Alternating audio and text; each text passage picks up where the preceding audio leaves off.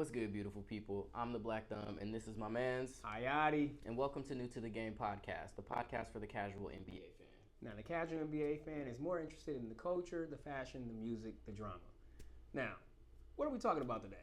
So today we are talking about a smattering of things. Okay. We have a smattering of topics, and keeping with our new format where we're breaking these topics up into 4 quarters. Okay.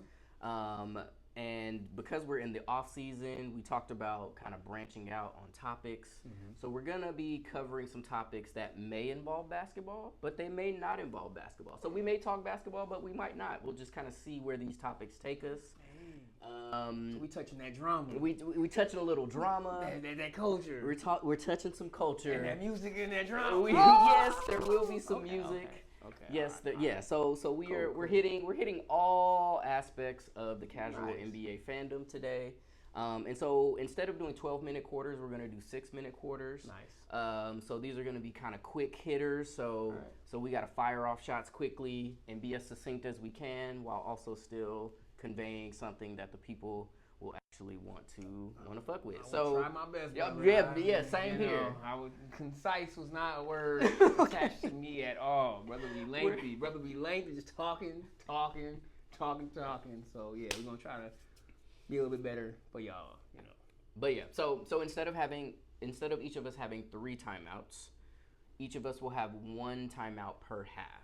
Nice. So you'll end up with 2 essentially. And again, you don't have to use the timeout if you want to.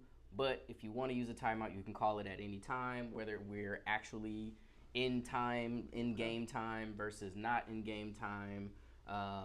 And the timeouts are 1 minute. Mm-hmm. And then you will be able to talk about it's like your minute of whatever you want to get off your chest. So it could be related to the topic. It could also be totally unrelated to the current topic at hand. So just as a reminder to our viewers and to us, because we're still getting our feet wet with this new format, and we appreciate all y'all's feedback and the support of this format. So that's why we're leaning into it and playing around with it a little bit more, see where it lands. Yep. So with that being said, our first quarter, I'll go ahead and put 6 minutes on the clock. First quarter. Still holding the wild shit stick for this first quarter, so I'm still in possession of this wild shit stick because I apparently say more wild shit than most people. But it's fair. Up for grabs. It is up for grabs. Let's see what happens in this first quarter if Terry says some off-the-wall shit and have to get this stick in his possession. I don't know if it's a good thing to have the stick or not right now. I don't know if it's a good thing. Yeah. You're 1 step closer to being canceled. This is what this stick means. You're one step closer to saying some shit that crosses the line. Just teetering. Just leaning into tiptoeing on the line. All right. We're dancing to this line in the first quarter. Let's go. All right. So Ayati has the wild shit stick, and we'll start with the first quarter. So I'll set it up and then I'll start the clock. How does that sound? Sounds good. So in the first quarter, we are going to be talking all things Coresha Please in her latest episode on her podcast. For those of you that don't know, and you might be able to give a little bit more context than this, you know her as Young Miami. So please introduce the audience for those that don't know, to who Coresha/Young Miami is. Y'all know about the City Girls? That's what she is, from City Girls. Man, that be ratchet. That music be popping though. For real talk. It's a music group out of Miami, pretty dope. I really kind of just stumbled across them because of a song they did with Cardi B. I think that's kind of how I kind of got introduced to them as a group, and just kind of stuck with it. I be liking that ratchet shit sometimes. So, yeah. We were going to talk about a beef that one of her members had. It's a 2-member group. So we got Young Miami and JT. And JT was beefing with another young rapper. So we was like, oh shit, this is gonna be cool. But right now, she released a whopper like a week ago on her own podcast. Her podcast is Coresha Please, as she said earlier.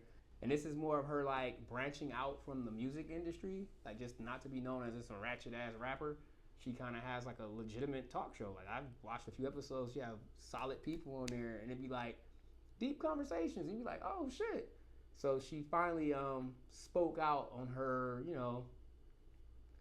I guess, relationship with Diddy, and like she's been radio silent since Diddy been basically getting dragged, bro.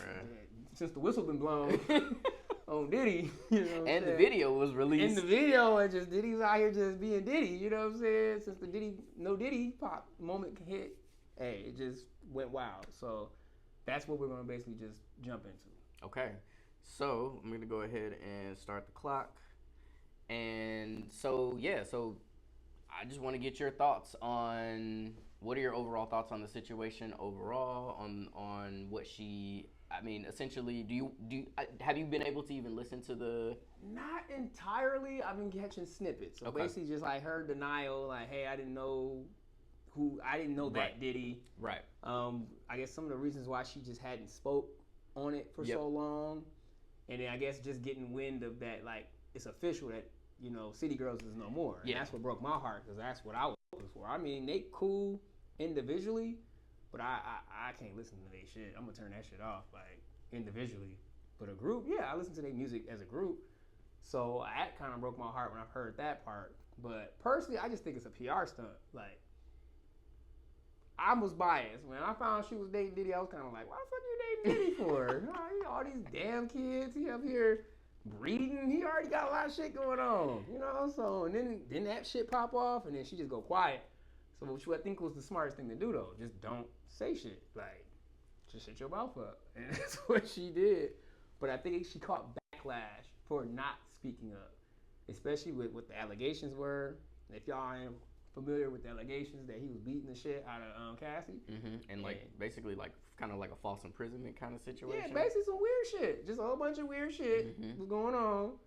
And then we were like, not sure. Everybody was like, well, we gotta see if you get proven innocent. Allegedly. And then that video came out, and I seen him dragging Cassie down the hallway. And I was like, this motherfucker, because I love some Cassie back in the day. She was like, all right, I'm done with Diddy. I was hot. But when she come out with her, when focusing on what we were talking about, is Coresha's video basically saying, like, hey, I didn't know that Diddy. I think it's a PR move. I think it's like now, either like a lawyer done told her, like, all right, you can say some shit. You out there, you in the clear. But apparently, I've heard she already been like named in dispositions and shit, so she kind of already in the shit. So I don't think she kind of can dodge this bullet at this point. But I think it's a very smart move to now say something and just basically 100% hands off. I don't know what the hell's going on. She basically said, I don't know. I ain't see nothing. I ain't hear nothing. Like, well, I mean. So I did get an opportunity to listen to it. I didn't get to watch it. I think on YouTube or wherever it's streaming. But I did get the chance to listen to it. And I mean, as someone who's very naive to City Girls, as far as like I have little to no knowledge of who they were as a group, who they were as artists, and who they were as like and what they meant to pop culture. So like I found out that she was dating Diddy through you when when we started, trying to figure out like what we were gonna talk about. That's how I found out about her. But so to me as a naive viewer, listener in this case, she came off very believable. She came off measured. She came off like a lot of the things that she said made sense. It was like there was logic behind it. It felt very reasonable and like, oh, okay, yeah, that makes sense. That checks out. I get it. Like she was able to craft how that was going to be done. She was interviewed by someone who like genuinely wants to see her succeed. And so like if going down the path of it being a PR thing,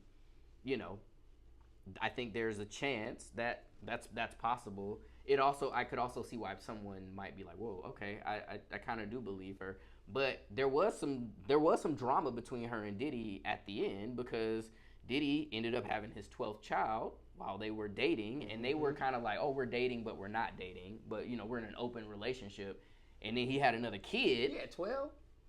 And he had a daughter and named her something Sean Combs. I love Sean Combs or something like that. And with another woman, and and then I think that probably was a part of the reason why they didn't make it. I mean, and why they broke up. But it also could be some whole other stuff too. Hey, so hearing that it was on her end, that it's measured, it's crafted well, for me, it's like a good sign that it's gonna work out for her. Yeah. Like last thing I want her to do is get sucked in some of his bullshit. Yeah. Because let's be real. Diddy been tearing up lives since the 90s. For a long time. Since the 90s. A long time. I mean, go all the way back to Shine. But I mean, like, them getting kicked back to Belize. I was hot about that, so I'm just like, nah, bro. There were also so many other, and we're like right at a minute. Okay. There were also like so many other whispers that have been happening over. So this isn't like when it all kind of like came to light. It wasn't like, oh, this is shocking. It was like, nah, well, this is kind of confirming a lot of what people said have been saying, but were thought to be like hating or crazy, right? I'll liken it to like a mythical creature, like a vampire or a fucking werewolf. It's like one of them shits you really don't see, but you see it terrorizing shit around you, shit just snatching up and disappearing. You can't quite prove it. Like, I swear to God, I shot that shit, it didn't die. This motherfucker sucking blood and shit, and it just sounds crazy as fuck. Mm-hmm. And that's how it sounds when people's telling these stories about Diddy. Yes, because they was like, he's a predator at the parties, and he's doing this, and he's out here doing that, and it's like, not Diddy. You wouldn't believe it. He's a werewolf? Oh. That's what you said, a werewolf? You wouldn't believe it. That's what it was. You didn't want to believe the shit. That's why he was like, ah. So now it's like with this proof, you seeing the thing in action, mm-hmm. you seeing the animal in its environment, and you just like, all right. If you deny it at this point, you just being delusional. Like, fuck, it is what it is. Yeah. So, yeah. That's the end of that quarter? Yeah, that's the end of the first quarter, man. Man, that was nice. Let me go ahead and hit the sideline, talk to my team. Yeah. I think we did all right right there, okay? We did all right, y'all. Draw some X's and O's for the second quarter, make some mid-game adjustments. All right. What's the second quarter looking like? So, I guess we're staying in the music industry here and drama. Okay. It's music and drama so far. It's a music drama episode. Nice. There obviously, like, Taylor Swift has been in the news, like majorly in the news, and obviously Taylor Swift is majorly in the news all the time, but this was for a very different reason. There was a plot to basically execute a terrorist attack at one of her shows in Austria, in Vienna, Austria, and so the government there in Austria had to take measures to basically cancel all 3 shows. They did get 2 suspects who I think were, I'm assuming, young white men, and they basically were saying that they confirmed that there was some plot that was being put in place and put in motion for that weekend or for that series of concerts, but they were radicalized online by ISIS, essentially, by the Islamic State, which is just like, dang, ISIS still out here really doing things at a high level, like, but also like, why are we being radicalized online too? Like, there's just like so many things here. So that happened. And so what ended up happening was obviously everything got canceled, but instead of sulking in their misery of not being able to see Tay-Tay, as I like to call her. I like to call her Tay-Tay. Me and my wife like to call her Tay-Tay. So tens of thousands of fans decided that they were going to go to the hotel or the place where Taylor Swift was staying in Vienna, and they were basically going to sing her entire set, which was crazy. And so, so if you haven't seen any of these videos on social media, just look it up. It'll be there. And I think they did this for 3 nights, for the 3 nights that she was supposed to perform. 3 nights? I got work in the morning? What the fuck? Like, well, I'm saying people had different tickets, right? And I'm sure there are people who had tickets to multiple nights. But for the most part, it's a 1-for-1, so you don't have the whole city there at one time. You know what I'm saying? But sometimes you do. But anyway, it was tens of thousands of people singing her songs all in unison as one Swiftie community in support of her, and to me it felt like a big fuck you to the terrorist plot as well, which I think is important. So with all that backdrop, where do you? My question is, where do you want to start and take off? Starting. I don't know. I don't know nothing about Taylor Swift, first and foremost. So this is all like, wow. Yeah. Like, I'm shocked. The thing that stood out to me the most is these people that went to go. They paid to go sing her song. Like, Taylor Swift got paid for other people to do her work. Well, they got all the patrons get refunds for that. So they did it for free then. Correct. They did it purely for the love of the game, bro. Not for money. I guess. But I think to me this was. I think this is just another sign that Taylor Swift is Americana. This is just another, like, when you have terrorist plots involved in anything that you're doing, where you have to consider day to day, you have to take those types of precautions. Like you're above a politician. I mean, you're basically like a politician, but bigger. You are a global icon, and so I think. So that was my big takeaway. Also, just like the power of that Swiftie community, bro. Like, oh my God. Like, they came out in droves. We gonna sing these songs. In droves. Like, you will not rain on my parade. The only thing I seen comparable was, speaking of rain on parade, was Victoria Monet. It was like, I guess she had a show in D.C. and it rained and they had to cancel it. So they started singing Rain on Me. Like... As they had to leave the building, everybody in the crowd just singing "Rain on Me." Like, I'm like, what the fuck? So it's just like random shit. And to me, it's just another moment of you can't steal people's joy. Yeah. Like, these motherfuckers like, yeah, I'm gonna go out here and be happy. Like, you ain't gonna make me not happy. So I'm gonna go out here and sing these songs. Like, even if you can't sing my songs, like, I like that part. You just can't steal some joy. I agree. That is great. That is great that you said that, because I went the other way. I was like, what is our world do? Like, why are we out here trying to bomb Taylor Swift concerts? Like, why do we, like, what are we, or whatever they were planning. Yeah. Like, why are we out here trying to do these things? Well, like, I mean, when you said they got... It just doesn't make sense to me. You said they got radicalized by... Radicalized online. Like, what the fuck by does that the mean? Islamic State. I was like, okay, you said it was probably some white dudes. I'm like, what isn't white men being radicalized by right now? Like, they're being radicalized by everything at this moment. It could be Christianity. It could be Islam. It could be Trump. It could be anything got some white men wild right now. So I wasn't surprised when you said that. I was like, oh, I was surprised when I heard ISIS, but then he was like, it was some white dudes. I'm like, what? Oh, okay. I mean, I genuinely don't know if it's some white dudes, but I'm just guessing. That's my guess. Europe, I mean, Austria. I'm just going with the numbers. You feel me? That's a high probability. There's a high probability. I'm just making an estimated guess. It's a hypothesis, ladies and gentlemen. I don't know it to be fact. So that was another part that just stood out to me. Like, Lord. But man, people out here wilding. But yeah, them were two pieces. I think that stood out the most to me. Just who's radicalized, and the fact they went to go sing that song for 3 days. It was crazy, man. I mean, I think like, yeah, bruh. But I understand it, man. Like okay, so my wife and I, we were able to see Taylor Swift for our honeymoon earlier this year in Lyon, France. Okay. And it was an incredible experience. Right, my wife characterizes it as a religious experience. Like, legitimately as a religious experience. And my wife is new to this shit. Like, she just got into Taylor Swift within the last 6 to 9 months.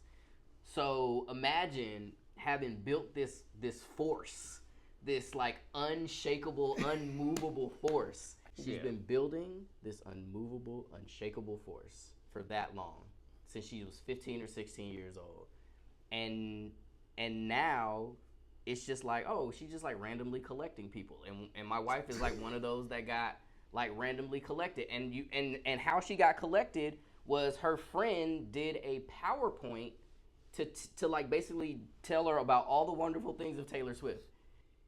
Yes, man. And so that is how, like, so to me, it just like speaks to how relevant Taylor Swift is.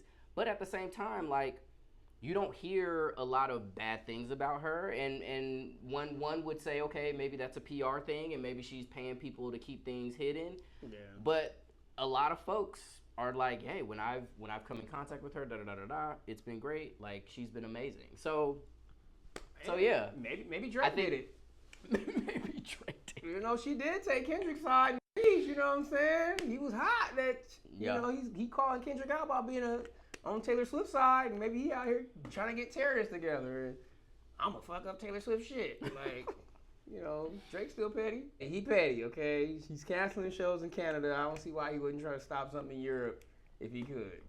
They getting radicalized online. Maybe they got radicalized by Drake and went out here and, you know, and decided to try to ruffle Taylor Swift concert up a little bit. Nah. It didn't go that far. No, I don't too much think of a reach. All right. I think so. I mean, I don't think Drake was a part of the Vienna situation. That seems like I wouldn't put it past him. He seemed petty. I don't know, bro. That seems a little like to me. It feels like okay, like is Austria like why is Austria so special? Because like I mean, she's been all over Europe. Ain't that where Arnold Schwarzenegger from? Or where's he from? I don't know. I think he is Austria. I think it is. He should be mad. I mean, I'm sure Arnold should be speaking up like, get to the chopper. Don't do this in my land. Arnold is an American. No, he's an elected. At this point, but he don't want making his name look bad. He's an elected official. I'm sure he's a Taylor Swift fan. He's a Taylor Swift fan. He's upset that his people's out here doing shit, shutting down Taylor Swift shows. I'm not mad at him. Like I said, Taylor Swift got the juice and has had the juice, and I think will always have the juice. Dang. That's just what it is, and I'm not mad at it. I fully support it. Somebody was mad. They thought that was the thing to shut down. Yeah. I'm gonna go stop Taylor Swift. Right. Like, really? Come on, I'm gonna go stop Taylor Swift. Okay. Like all the statements you can make, you want to hit an Eras tour stop. That's what we want. Get radicalized online. We'll call your second timeout. Get my timeout. Okay. So you get radicalized online. You decide to gotta do something for a movement, and the thing you decide to shut down is Taylor Swift. That just is confusing as fuck to me. Yeah, I agree. Of all the things. That was my initial reaction. Like, why Taylor Swift concert? This makes no sense. Like she has hundreds of them. Like I get that it's a big draw, but like, why a concert where people are just like trying to have a good time? Like the vibe at the concert we went to was so great. Like, and literally we stood for like 6 hours, but it was so much fun because everybody was just like so chill. I can't even think. It makes no sense. I'm going to go get Taylor Swift. Yeah, it was dumb. And with that, let's end the half. That's in the half. Halftime. Yeah. So, third quarter, we are, I guess we might talk a little we actually might talk a little basketball in the third quarter. We are going to be talking about some things that happened in Paris during the Olympics. In particular, it's a little bit of music, it's a little bit of drama, it's maybe a little bit of basketball. We'll see what happens. Yeah. In particular, Travis Scott had a run-in with the police where he and his bodyguard got into an altercation, and it sounds like the hotel security guard tried to break them up and then was involved essentially, and Travis Scott was arrested. All charges have since been dropped. I think he was in jail for probably all of half hour, probably. If we being honest about it. Yeah. So that happened, and then I'm assuming hours after Steph Curry saved the USA's ass. Let's just call it what it was, because France. Wemby is no longer the baby whale. He's just a whale. Like, he announced himself. He was balling? He was balling, bro. Like, in a major way. So it was just him against all the motherfuckers? Yeah, well, they had another dude that was a former NBA player, and I'm not even going to attempt to say his name because I can't remember how to say it, but he was a very stout guy with the fro. Like, y'all know who I'm talking about. He balled out, too. He had, like, 20 plus. Wemby had, like, 20 plus and some boards. Nice. And they were close. They were right there. I mean, it was a nip and tuck game until Chef Curry was like, all right, let me get cooking. And that motherfucker got cooking. He hit four threes. I heard four. 4 possessions in a row. The last of those threes was like he was sitting in the third row when he shot it. Like he might as well have been. Like it was one of them type shots. And then he got the game winning or the game sealing steal. He ripped old dude, and that was it. And then he's shimmying and throwing the chest and everything out. And so I'm assuming hours after that moment, and them receiving their gold medals, people are out and about in the streets celebrating, having a good time, like they would. And Ayesha Curry has a run-in with the police in Paris, and a very emotional one at that. And Draymond Green was present as well when it happened, and things were tense. And so, what are your thoughts on experiencing or witnessing some of the same things that happened in this country happen to our people in another country? And also with the context that these are some of the most notable and most wealthy and most famous and most like the biggest of people that look like you and myself? Yeah.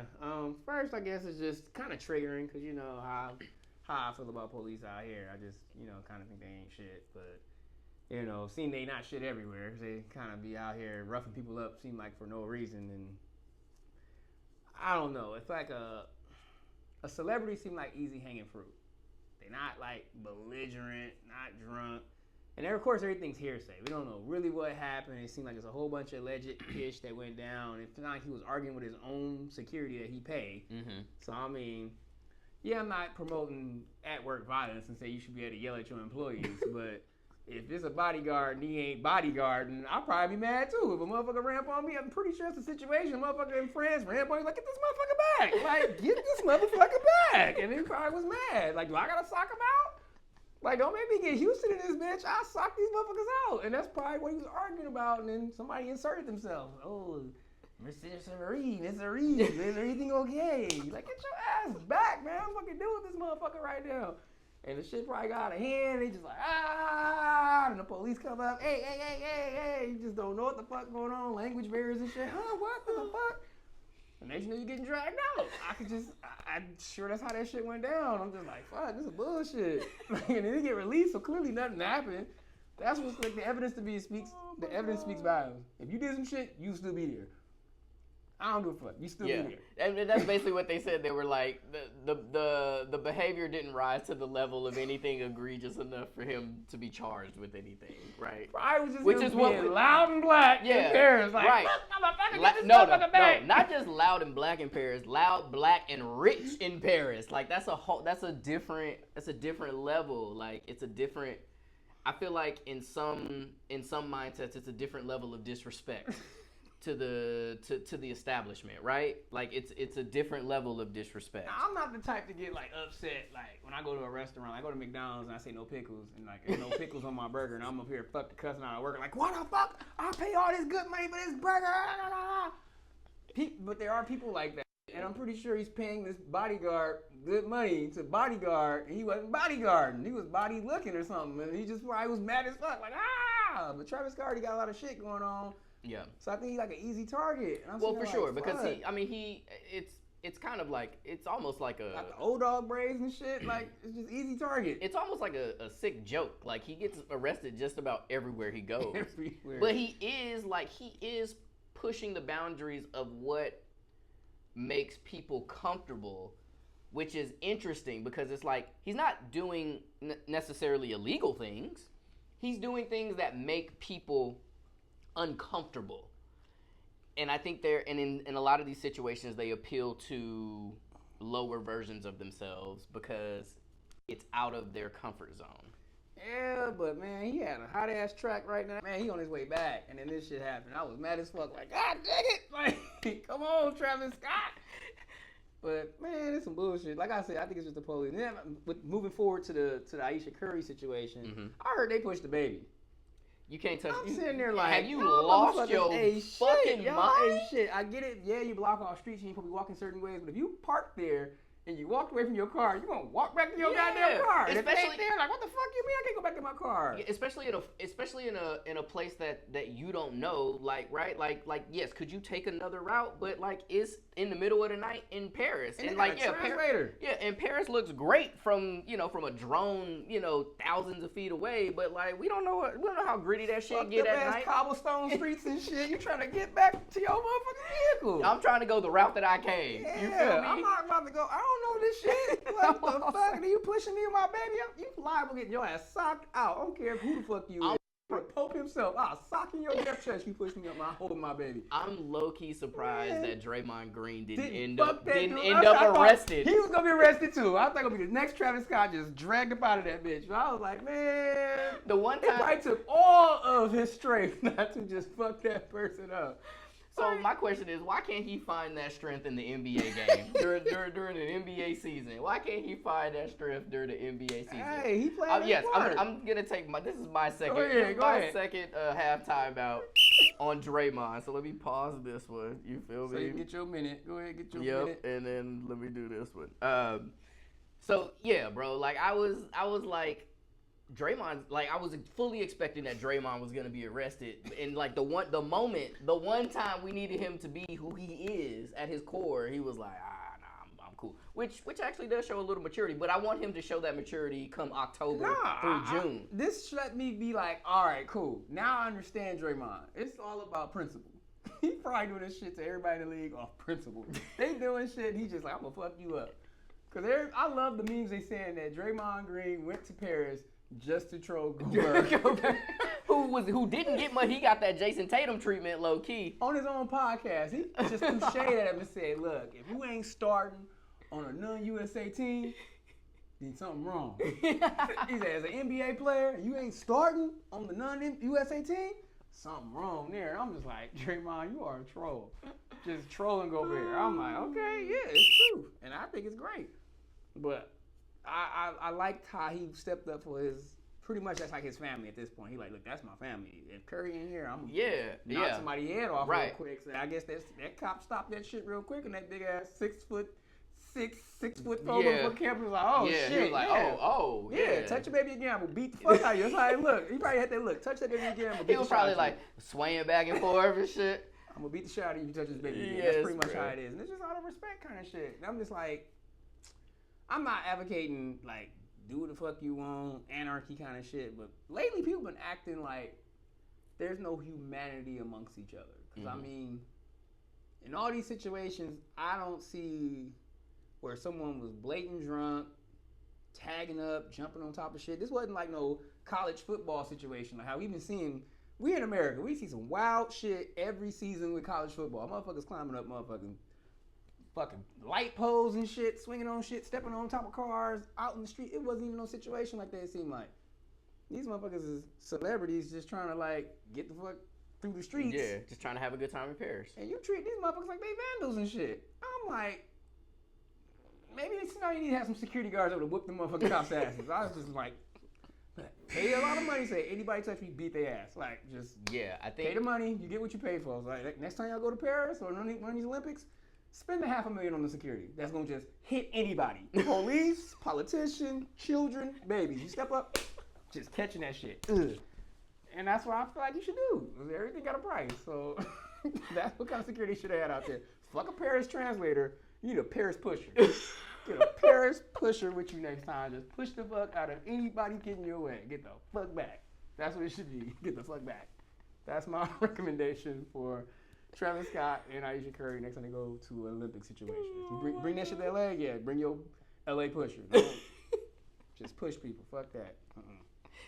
All right, and with that, that is the end of the third quarter. Okay, it's in the third quarter. We finished the third quarter with a bang, bro. That was good. That was great. Paris pusher with them. That was great. Man. Yeah, man. Fuck all that. He said, children, babies.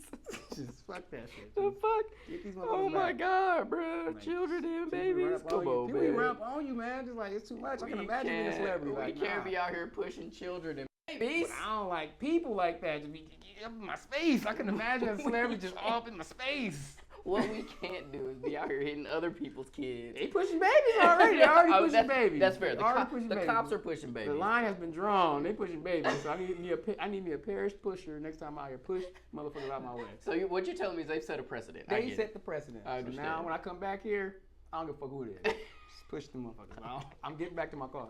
Okay. I'm getting to the vehicle. Okay. I'm glad we got that clarity at the end. That was much needed. I just needed a logical explanation why we had children and babies in this situation, and it's because a precedent was set. Yeah, okay. Babies already got pushed. This is the new standard. This is the new bars. Babies getting pushed. In a court of law, that holds up. Okay. We pushing babies moving forward. So with that being said, speaking of law and order and presidential elections, we are going to finish this episode talking about just our general feelings about this election cycle, and all things Kamala Harris versus Donald Trump. So feel free to start wherever you want, my man. Man, personally, I feel like everybody's birthday just been ruined. Like, I heard the debate days got set in September. So all of us Virgos, you can just kiss your birthday goodbye. It's gonna be some bullshit. You're gonna go to work. People gonna be talking about politics and shit. You gonna see it on TV. You gonna just be like, damn, man, I'm just trying to enjoy myself. Y'all out here just on this bullshit. Cause people be saying some wild shit right now. That's what got me like, ugh. Now, it's not even one way or the other. It's just like, fuck. This how people acting? Like 100%, bro. It got ugly real quick. Real quick. My opinion on it, on the one end, I'm like, finally we can see some, for me, it's just a symbolic progression. I think as far as advanced countries, first world countries is concerned, we may be like one of the last to never have a woman in leadership as far as like a president, prime minister, something that's just running the country. And we're supposed to be progressive. But for me, I'm not surprised if women just got the right to vote less than like 70 years ago. Yeah. So, go figure. Like these motherfuckers is clearly on some bullshit. Yeah, 100%. Number two, it's like, fuck. Politics in America is like, to me, it just leaves a bad taste in my mouth. Like, ugh. Yeah, it gives me all the ick, like, bruh. All the ick. Motherfuckers start saying the most outlandish shit and repeating whatever the fuck they hear on TV on both ends. But at the end of the day, there's still like a level of respect kind of shit. Like, you still have to do certain things to be in a position. Let's put it that way. Kamala Harris is a district attorney. That means you have a law degree, first and foremost. Probably can't have a felony to get that damn job. And for people to be calling her like a prostitute and just basically suck dick to get to the top and all that bullshit, like all these crazy like accusations, as soon as they just say, oh, she's running for president, just attack. It just reminds me, it's just like flashbacks of 2008 when Barack Obama was running. And it's like the craziest words are being said. And I think it's just because mainly a race thing and a gender thing.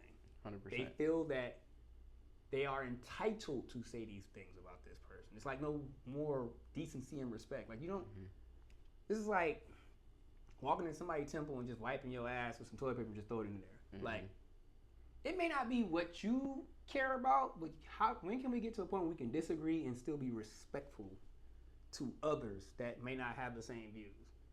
And when in American politics, that shit don't exist. Doesn't exist, and it's Since not the beginning of time. Yeah, and it's like, and it's never been encouraged either. Like, yeah, like it's just we just like bicker at each other, and it's just like it's really everybody's just like out here doing shit for clout, bruh, on different levels. Politicians just out here doing shit for clout. When they get a bill pushed through, they're not necessarily doing that. They're not pushing that bill through, because they think it's the best thing or because they really give a shit about that issue. It's because they want to be able to say, I was a part of that. Legacy, I did reputation. That. Exactly. So like everybody's doing shit for clout. Yeah. And I think that's the problem. Like, we are a clout first society now, and social media has made it that way. And obviously we're in that funnel right now. You know what I'm saying? Like we are actively participating in it. But like I was at a place where I was like really, really into politics, like super, super tough around, like right around just before the pandemic and then like a little bit after the pandemic. And it just got to a place, man, where I was just like always tired, bruh. I was exhausted. You get exhausted. I was emotionally exhausted. Like I'm arguing with myself on my drive to and from work, listening to NPR. I'm yelling at nothing, bruh. Like nothing. Not the cars, not the traffic. Nothing. I'm yelling into the ether about some shit that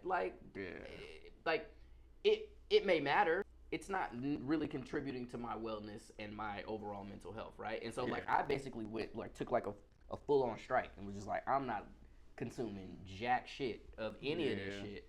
But it's been so loud, to your point, so early, especially once the official announcement came out that Kamala was going to be tapped as the nominee, questioning her race, questioning her. Immediately, we got ugly real fast. It got so ugly so fast and so loud, and it was just like, dang, like even motherfuckers that's not paying attention to this shit like me we can't help but see here's what's like, happening. damn, okay. At first, it was two white dudes just arguing with each other. Two old white dudes. And I thought that, like, they were saying some disrespectful shit about them two motherfuckers. I was like, damn, these motherfuckers going hard on each other. But I was like, so what did I expect? Once they changed character, it's going to be even worse. Like, I thought they were going, okay, now let's be gentlemen. No, but they just didn't change. It's like, well, let's just change the topic. They just changed the narrative of the shit talking they're going to talk. And I'm like, oh, okay.